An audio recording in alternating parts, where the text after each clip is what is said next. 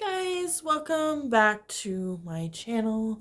And today we are going to talk about the first two episodes of the live action One Piece. I was thinking, okay, maybe I'll watch the whole thing and then review it, but there's just way too much. They are doing I'm gonna start it off right here. They're doing a good job. Like, um, and if they're gonna keep doing a good job, like I don't mind if they keep going with it. Um I was and I haven't seen the things with Chopper. I've only gone to where we meet Laboon. So I've gone through Logtown, Laboon, and then the next part. Um I'm gonna try not to spoil the actual manga or anime for you. But at the end, I will probably have a discussion about kind of where I think this show is going to end. Because I think it's going to end a lot earlier. I don't think we're gonna get to the time skip. Um, I just, based off of like what I know after the time skip, it gets really, really hard and they would have to do a lot of CGI. And a couple of things that I've noticed about this show is the CGI is really good. They did Smoker's Powers really well. We got to see that firsthand. And then they've been doing Luffy's, Gum Gum stuff really, really well. So CGI doesn't scare me too much. And then of course you have All Sunday or slash Nico Robin, um, and her lotus flower, her lotus powers where the arms come out. Obviously, that's CGI too. That did not happen, guys. They're all alive. They're all good. Um, but I am finding that they are definitely focusing more on Baroque works more than they did in the anime. And I think there's probably a good reason for that. Um, and it's probably to hype these guys up like a lot. Because I just don't think we're going to get as far as what people are kind of hoping. And I think these are going to probably like uh Mr. Zero. Um, I think they've already announced who it is, but Mr. Zero is probably going to be like the ultimate bad guy for the live action, is my best guess. Um, Baroque Works is an interesting group because they have all these different powers and they're all kind of interesting. They're all kind of out there. I kind of compare them to like kind of close to Buggy's crew. If Buggy's crew was a little bit more on the serious side and they were assassins. Um, but Buggy in this is scary. Like, um, there's like arcs I would love them to be able to do because I think these live action people could go really deep into the psyche of some of these villains that we get to see in the future. Um, because they do more of a horrific Buggy, and I really do enjoy. I don't know if that's an actor choice or if that was a live action choice to make him as creepy as possible, but he's still funny and he's still a clown. Like he's still a clown. Like he's still funny, he's still a good time. It's just there's this edge to him that you don't get in the anime and manga. Because Oda didn't want to write him that way. Oda wanted to write him as a funny clown, and um, he is scary at that point because Luffy is just getting into his powers. This is the first major arc. We get to learn about the crew. Um, I think by the time we get to Buggy, I think we've just gotten Usopp. I think Sanji's not in the first part of it. So we're still learning crew dynamics, how to fight with the crew and stuff like that. So in the second season, um And to see all that Logtown fight and see how already balanced this crew is amazing. Um, and I think they've rushed it a little bit, but I am okay with that. Like, I don't want, like, I know they don't have as much time to develop these characters as much as Oda in his, 1,000 something chapters that he's written with these characters, to watch them grow, watch them develop. Um, and I think they're doing a really good job mixing, like, kind of what these characters were back then and what they are now. Because I definitely feel that Nami, for a really good example, she is definitely a lot braver in the live action than she is in the first arc. Even like if you just do like pre-time skip, post-time skip, like she grows her agency really, really slowly. Where this Nami in the live action is already like hanging out with Luffy at the edge of the boat when they're going up the mountain. Um and that's pretty intense, and I don't see like original Nami doing that, but I kind of see, because she built up so much trust with Luffy. And I think that is something that they do a really good job. Like, the trust is already there. Luffy's already, come in and is like, you're my crew now. And you can really see that in like the first episode, which is really, really good. Oh my goodness. And I do like that we got scenes with Garp and Roger. I really do want to talk about that scene, so I'll go there next. If you've never seen a review of mine, it's usually all over the place, so I do apologize. Obviously, if you know, I'm not gonna spoil it, but that scene really developed Garp's character really well. You can see that like him and Roger are kind of like friends, like friend enemies, more than anything else. There's a lot of story behind that even we as readers really don't know. Um, we are starting to get that, and it like we're 1,000 chapters in, and we're finally starting to get that whole relationship. Um, and that was something too that I was like, are they going to play with that? Or are they going to just kind of let it go? Because I know the showrunners probably know where this is going to end. Because, like, I mean, it's high rated. So I'm, like, thinking they could go as far as they want to go. And with Oda, like, I think it's Oda that's going to be like, this is where I want the live action to end. This is the live action ending.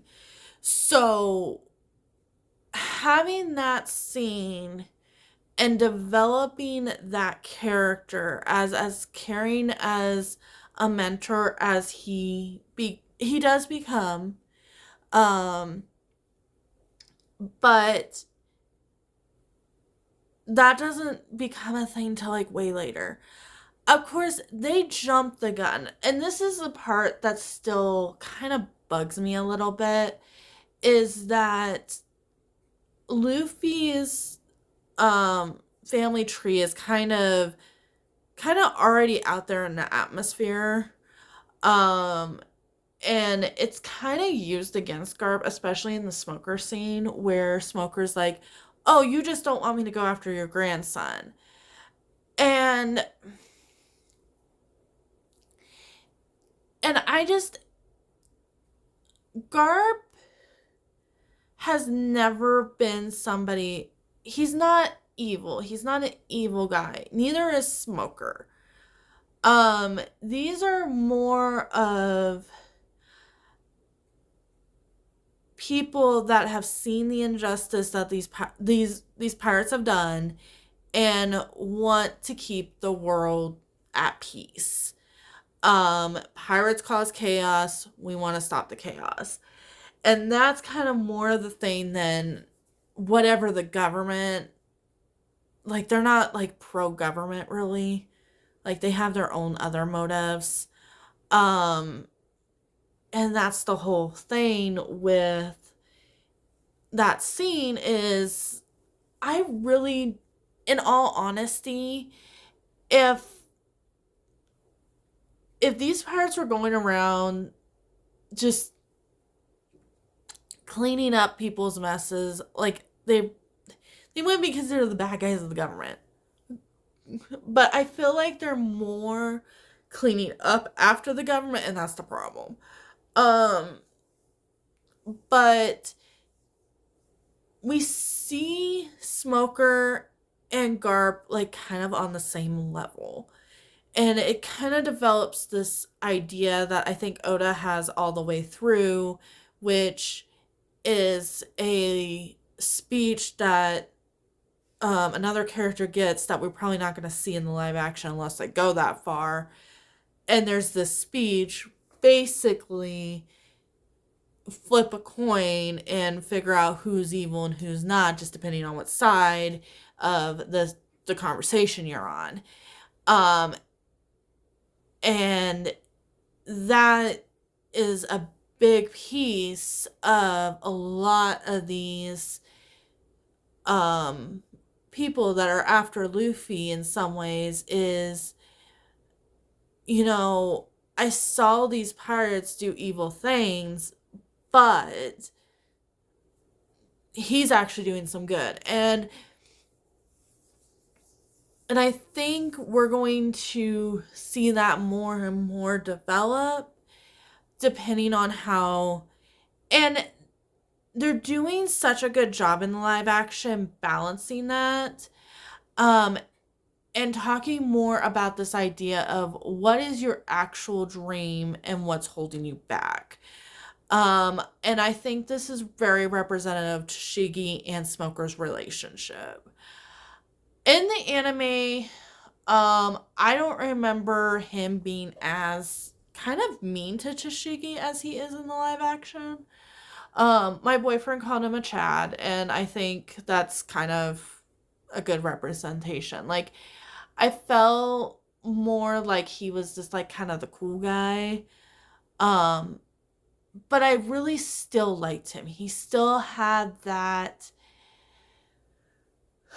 suave thing about him that I really do like about Smoker. Like, they still did the scene where the kid drops the ice cream on him and he's like, "Oh, my pants ate your ice cream. Here's some money to get a new one." And you see him being such just an overall caring guy that just wants, kids to live in peace. Like, you don't want the chaos of war and everything. Like, you see the younger generation and then how you grew up, and you're like, I don't want that for the younger generation. I want the younger generation to have better. And he's, and that's more of his motive, and I think that's really Garp's motive as well, is he's seen the chaos and he just wants peace.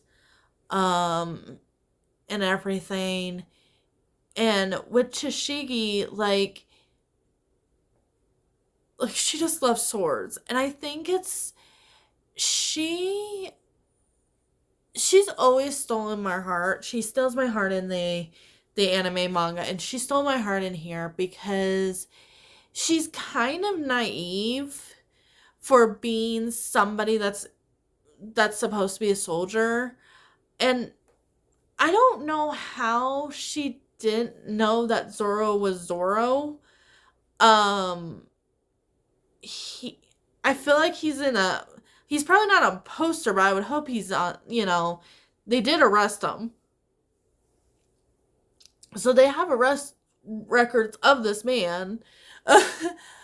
But at the same time, it's like Zoro's just, and this is kind of the amazing thing about this character. If he never had a wanted poster, like he could probably walk on a government like base and probably disguise himself and be fine. Cause he's not like any of the people that are on Luffy's crew. I wouldn't really call them like typical pirates.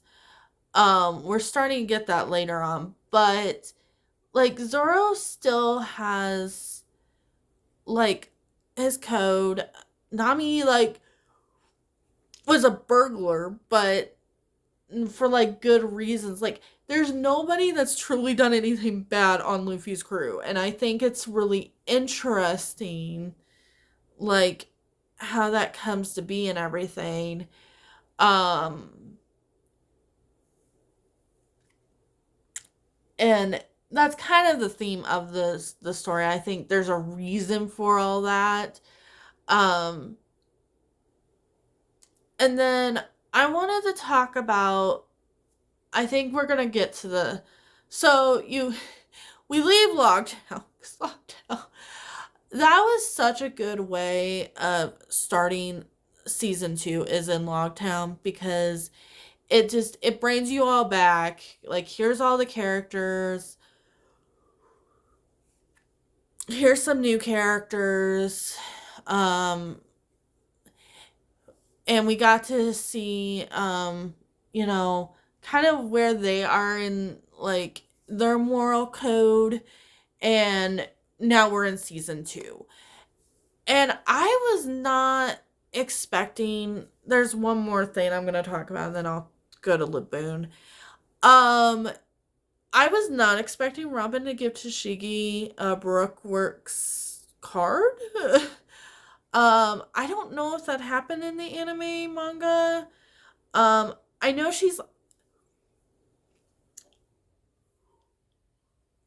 sorry, she's told like go recruit somebody, and that's who she picks, and I'm like, okay, that's kind of a weird choice all Sunday, but okay.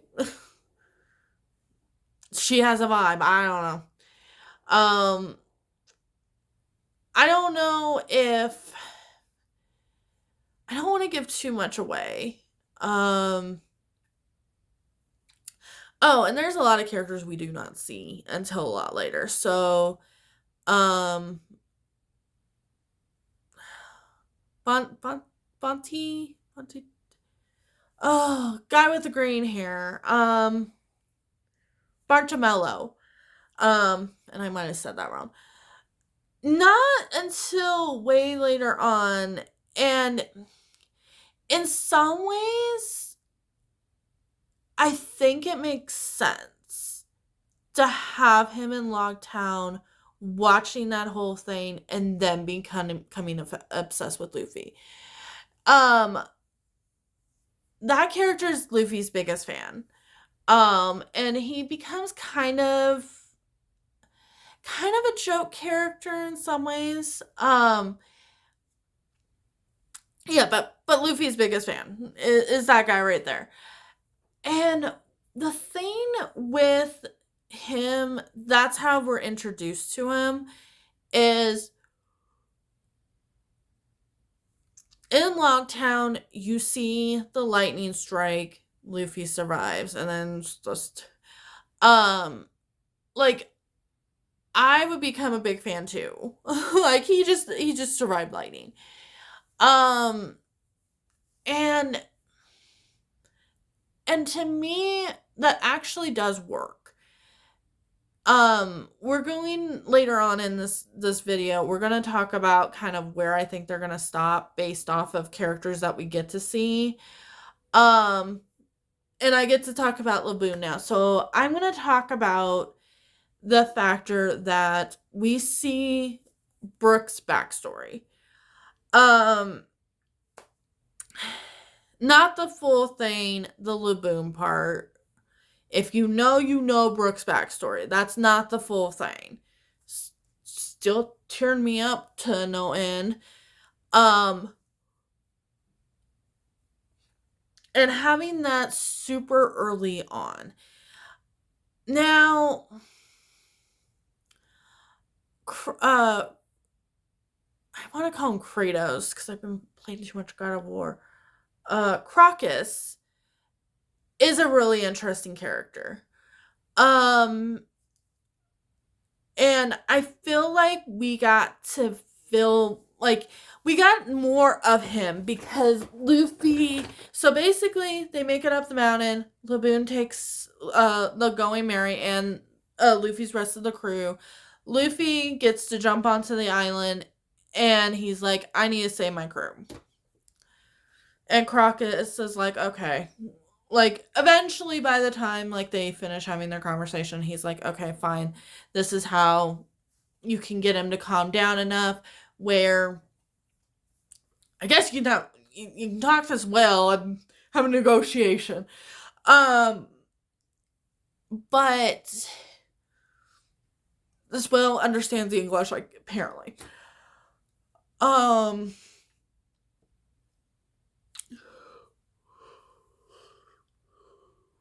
which is kind of sad when you think about he has this crew that he was following, and they make it past the mountain, but and I agree with this. I don't think Laboon would have survived further on the journey.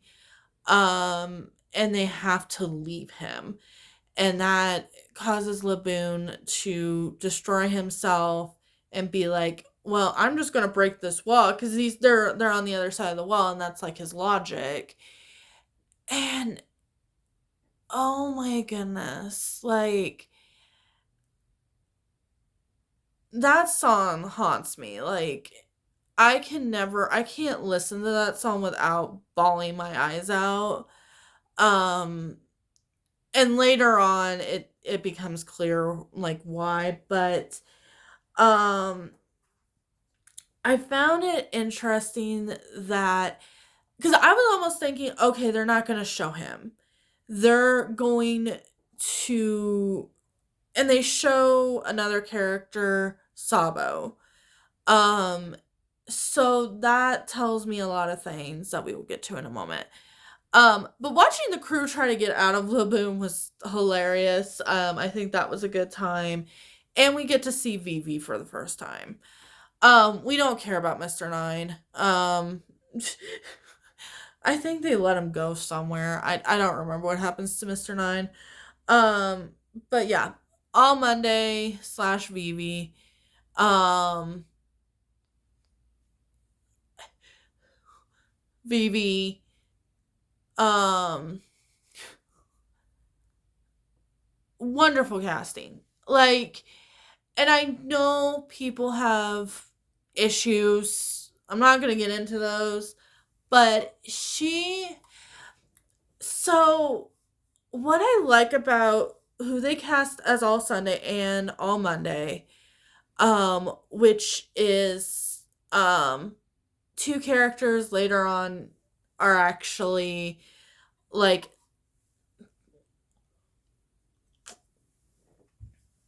we still don't know why Robin gonna spoil a little bit. Okay, spoiler 1, 2, 3, spoiler. Um, so Vivi ends up like joining the crew, and so does Robin. Um, so having them kind of playing a different role, I'm interested of how these actresses are going to do that.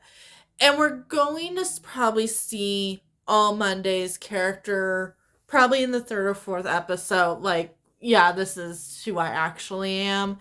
Robin, it takes a little bit longer. That's past. I think we're not going to even see that until probably season 3 or 4.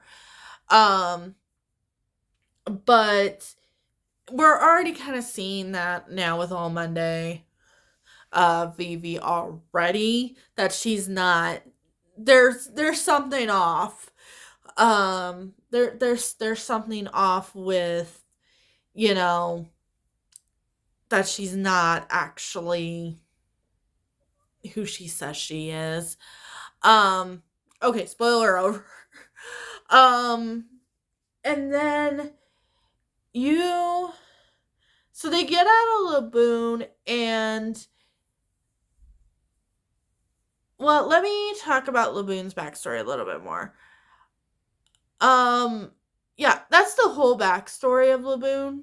Um, and you also get to see a little bit of, now it's a very quick thing that I think they definitely make sure you know in the anime and manga that um I want to keep calling him Kratos. That the lighthouse keeper is actually part of Gold Roger's crew. And then there's a picture at the end, and it's like, okay, because that becomes very important, how many people that Luffy meets from this Gold Roger crew. Like, I don't know how many of them are still alive. Um, and then like I don't like, it's a big huge mystery to me because we meet him in the series, we don't meet him in flashbacks. Like, we see way later on, we see flashbacks of the crew, but we really don't meet them personally, minus the ones we've already met. Um, so yeah, I don't, because I think it was 21 years of the execution. Um, he's like in his 70s, so that really doesn't tell you much, but he's pretty old. He's an older guy even in Laboon's backstory. Um, so I don't know, maybe people like just live way longer in the One Piece universe. I have no idea. Um, but yeah, it's just his character, like, even made it worse because of the factor that he has such a connection to Laboon that he did not want. It's like that, it's like that parent that their kids are like, I want a puppy, I want a puppy, I want a puppy. And then one parent's like, no, we don't want a puppy at all. And then they finally get a puppy, and then they fall in love with this puppy. And it's like the most genuine love ever. Because it's like, I don't want you. But for some reason, I want you. I don't, like, it's like this whole mixed emotion thing. That's great.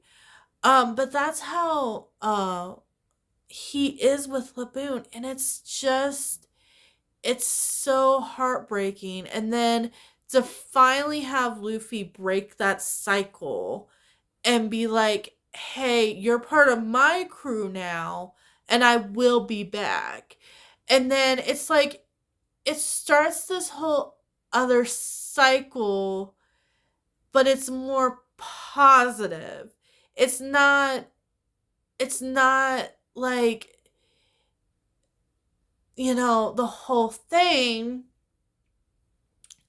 And then if you know the further on backstory, you know why having this so early doesn't make complete and total sense. It still hits super, super hard, not knowing the full backstory. Obviously, if you're up to Elbath and you just know the backstory, and I think that some of the things that this live action is doing is, excuse me, we're getting fan service. Like, we're getting fan service all the way through. Because this is going to be the spoilery part. which is me talking about where I actually think this anime is going to end, because this has been a huge conversation. With seeing Brooke, I'm almost thinking we're not going to make it to Thriller Bark in the live action. Because, and if we do, we're not making it past arc 1. Now, why would you show Sabo? Sabo is a very interesting character that now I'm in a spoiler section I can talk about. So Sabo ends up being Luffy's brother from another mother type of thing. And it's Ace, Sabo, and Luffy. And there's like this big huge connection. Obviously what happens to Ace, and then Sabo takes over. Sabo is a very diverse of character because of that switch.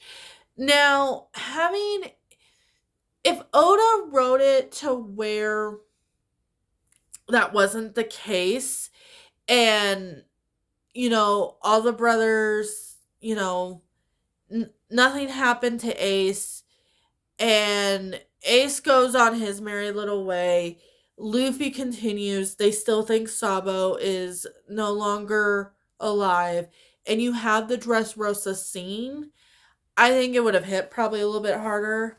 It hits harder anyway. But obviously Sabo follows Dragon a lot. So Sabo would have been there probably in Logtown, but there would not be. It's cool to see it in the live action because there's a piece of material that explains it. If that scene happened in the manga or the anime, it would have been weird. Like, what's this guy doing? Because Garp does say something about the Revolutionary Army. And obviously, in that whole scene, we don't know that that's Dragon, Monkey D. Dragon, and we don't know about Salva, and we don't know who's part of the Revolutionary Army in the live action. They just were like, oh yeah, there's a thing called the Revolutionary Army and everything. And that's the thing with the live action. Like, we're not going to touch on all the major points that we get to see in the manga. Some people think we're going to make it to Skypiea. Now, I am going to say something that might make some people mad. If you're not going to do Wano, we can skip Skypiea. And the reason for that is the impact of Skypiea, unless you're going to have Eminem as Enel, like, dream casting right there. But that would be great. But if you're not going to have what happens in Wano, we really don't need Skypiea. We can go bound. In an ideal world, my arc that I would love them to end on is Water 7. I would love them to end it on that arc, because that gives the original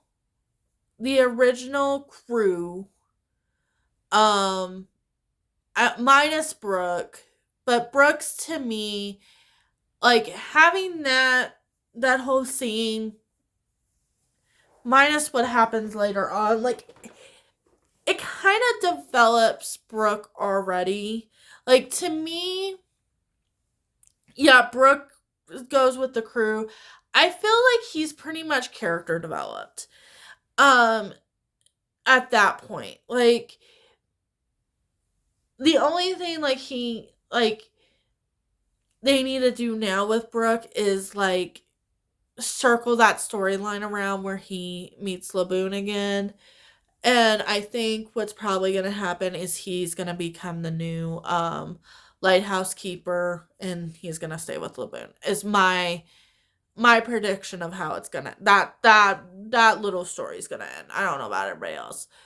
But that would make the most sense. I don't like that well, I guess. I don't know cuz he's a baby and well, I don't know. I think Brooke does say how long he's been in Thriller Bark for, and I can't remember. But I mean, he's a pretty big whale, and never mind.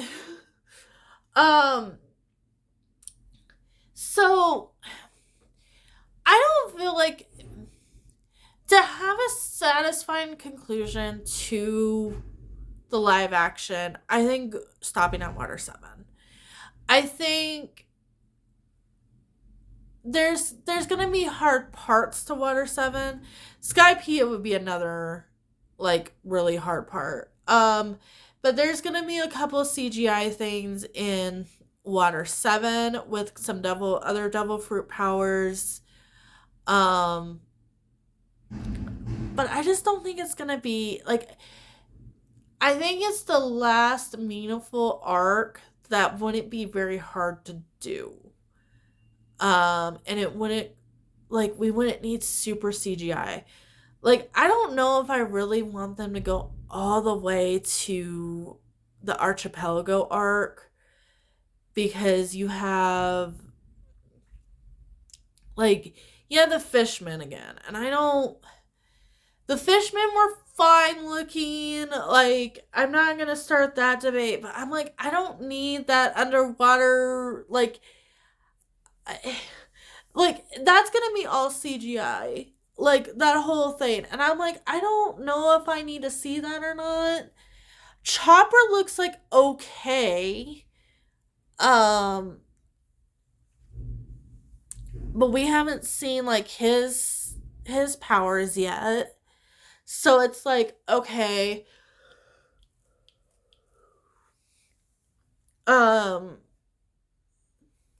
and they're doing fine with some of the devil fruits that to me are really hard to do, Smoker's devil fruit, where he just turns into smoke, and they had to do all that stuff that. That's some epic CGI that I think they did a really good job on. But I'm thinking of some of even just Frankie himself, I think would be really hard to keep Frankie as Frankie. And I don't know a way you could.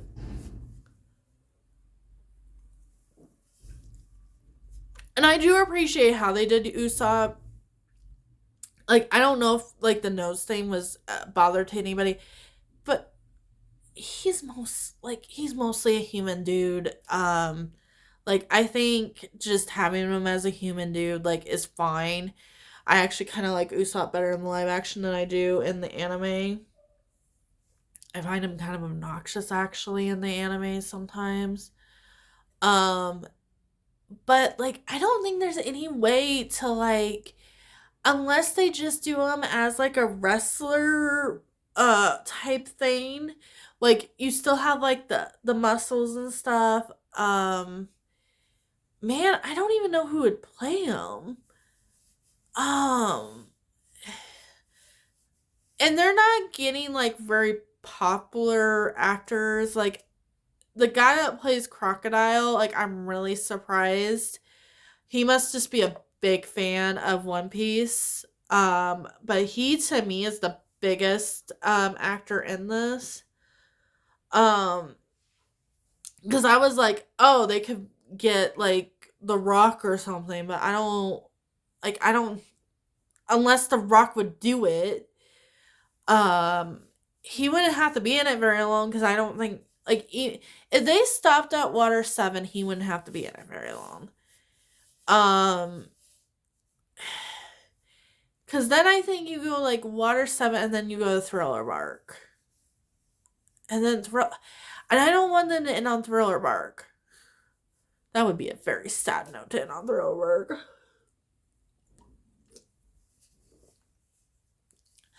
But then I don't want them, like, I'm trying to think of like a spot where you would get the most satisfaction. Like, if you just saw that, like, you would still be like, I kind of want to watch the anime or read the manga now. Because you want to know, like, oh, do they ever get the One Piece? Still couldn't tell you that, guys. We're still not there. Somebody go ask Oda. But, because he could spin it around.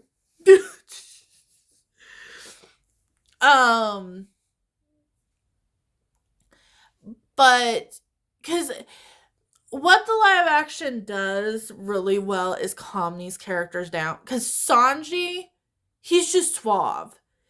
And to me, that's gonna be the best way to do it. There's arcs I love Sanji to death, and then there's some arcs that I'm like, okay, you need to be put in a corner. And you need to calm down. And that's just kind of my thing with like Frankie's. Like, they would really have to, like, I'm trying, like, there's not a lot of cosplayers that do Frankie. Excuse me. One, I think it's because he's just not that popular of a character. Like, I would have loved to seen, like, when he first got introduced, like, right when they were finishing up Water 7 as the anime manga. Like, there's people probably doing Frankie all the time, but because I've noticed there's a lot more, like, I've seen a lot more cosplaying of Robin in her original outfit, which is the all Sunday outfit that we get to see in the show that they did a really good job on. And um and I think we're probably going to see some more Vivi. She has some really cool outfits and stuff later on. But yeah, I think cuz that's going to be your hardest character is Frankie, and then I guess you can have him like join the crew and then they can sail off and then that's how they end it. Um and you could still have like the Going Merry scene if they want to do that as a, that would be my ultimate point. I think if they don't go further than Water 7, that would be the ultimate point. Cuz that to me is the last very good arc until we get to the time skip. Now, that could be debatable, like, but if I was to put arcs in S tier, I would say Alabasta, but they're not stopping at Alabasta as far as I know. Now if they stop at Alabasta, great. Um like, we've seen everything that we want to see then. But then you have Water 7, and then mine is Dressrosa. But that's like post time skip. But that's like it's the only one post time skip I put in S tier. I would love to, and I just need to find the software. Guys, if you stayed on this video for 44 minutes, thank you.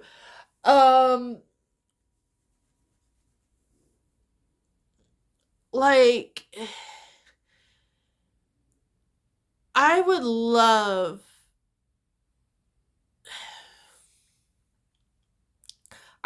these live action people to do Dressrosa.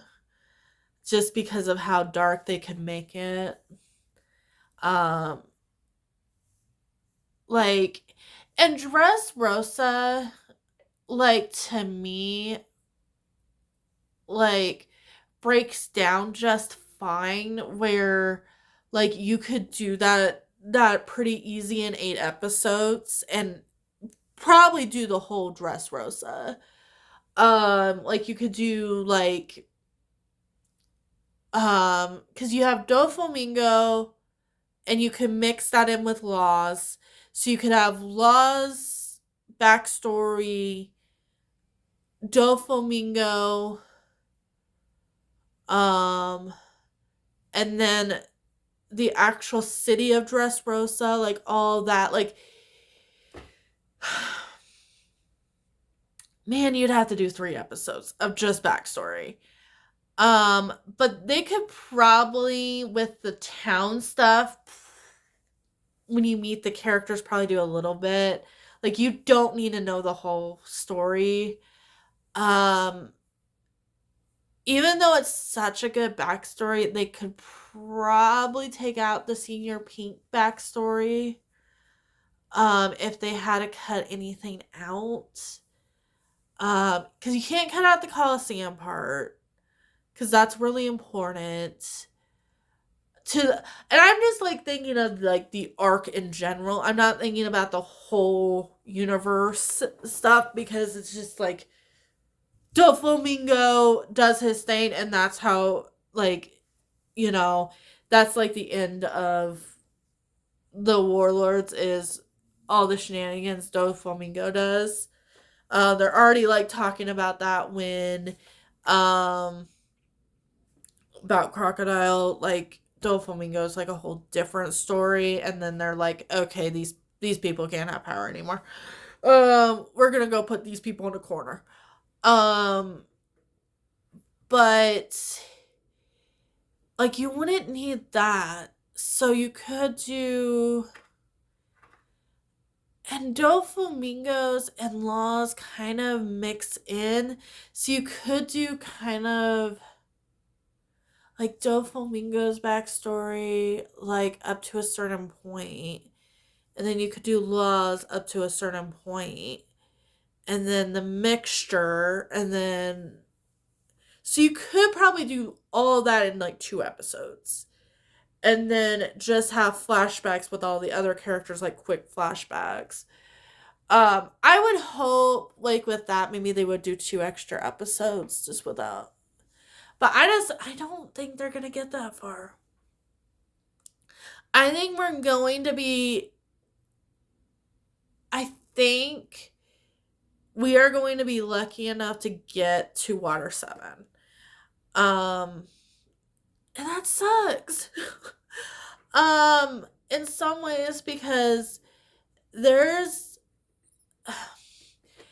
Skypiea, like, if I was to rewatch the whole thing, and I have rewatched One Piece a couple times.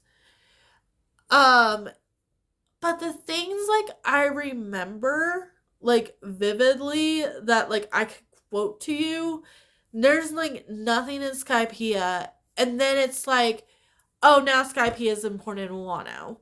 So it's like, if you're not gonna get to Wano, can we skip Skypiea and just go to Water 7 and then finish it in Water 7?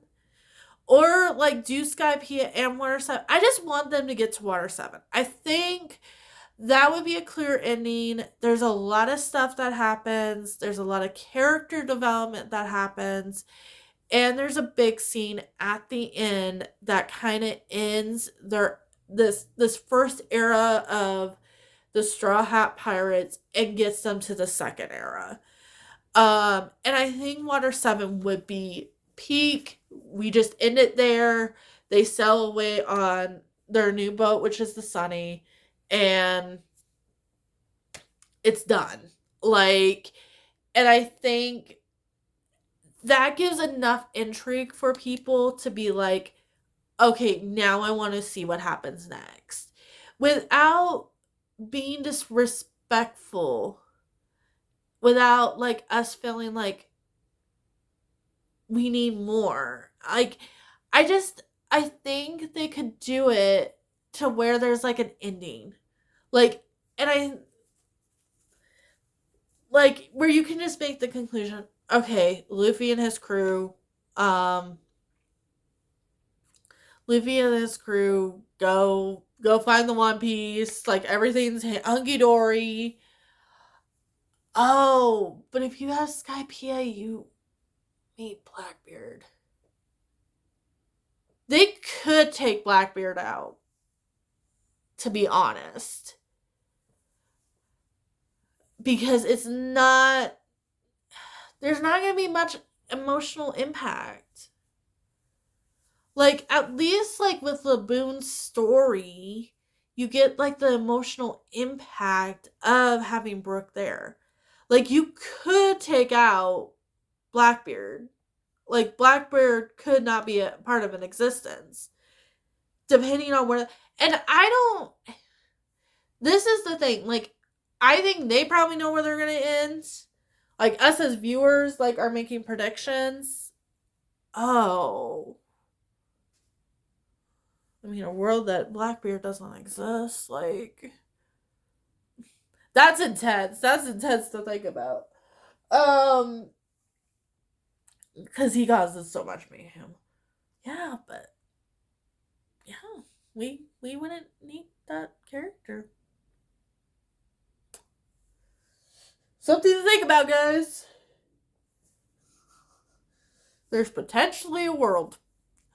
But anyway, I have chatted long enough about this. Like and subscribe. I will probably say this in another video, because saying this at an end of a 51-minute video is not anything, but thank you just so much for the support. I cannot believe one of my Game of Thrones videos is almost up to 100 views. I really appreciate everybody that comes down and watches one of my videos. I know my videos aren't, saying anything revolutionary or new about anything. Like, I know there's going to be so much YouTubers talking about the One Piece live action. I know there's one, but coming down to watch one of my little videos that I make, like, I so appreciate everybody that likes, subscribes, and just, even if you watch it for like 10 minutes or you skip to just kind of see my opinion, like, I still do really appreciate it.